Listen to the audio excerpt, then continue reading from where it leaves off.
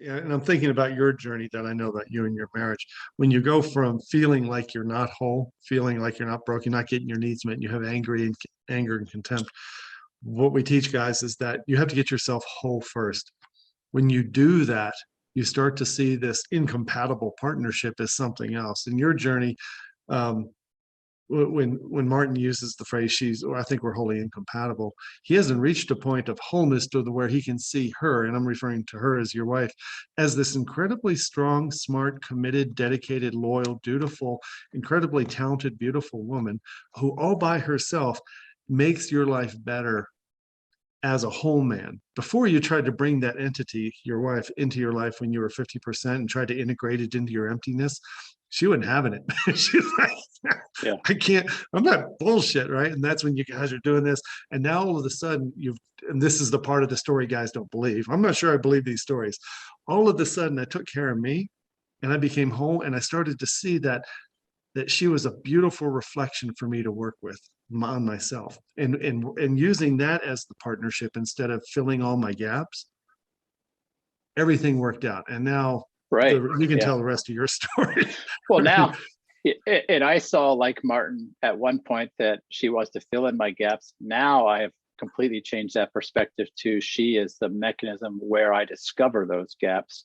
But she's not the tool to fix it any more than a mirror, rubs grease off your face that it shows you. But it is oftentimes where and how you encounter that you have dirt on your face. And that was probably one of the more revolutionizing experiences I had, with an aha moment, like, oh, that's what this is about. Mm-hmm. But yeah, it was difficult in coming.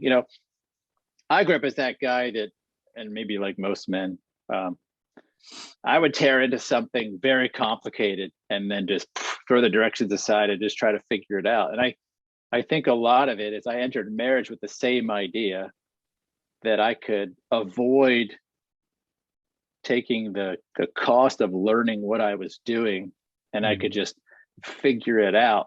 And so, like anybody who didn't have any idea how a complex thing works, I then concluded that I have a busted wife, right? Because it's not working out. And in my hubris, it didn't occur to me, like, well, have you ever gotten instruction? Have you ever read the manual? Have you ever, spent time with people who know this really well? And I hadn't. And like I said, it was a last ditch effort, even in getting in touch with you those years back.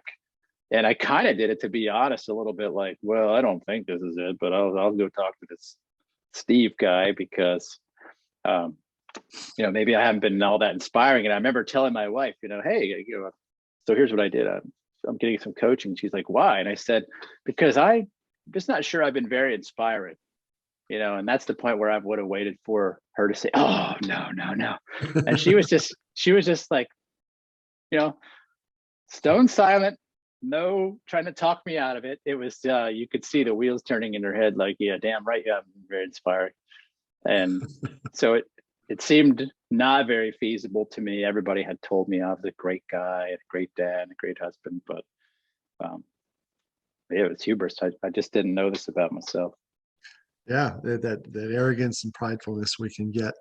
I love the like an IKEA thing where you just throw the instructions aside and you have 300 parts in front of you, and the conclusion at the end is, my wife is busted.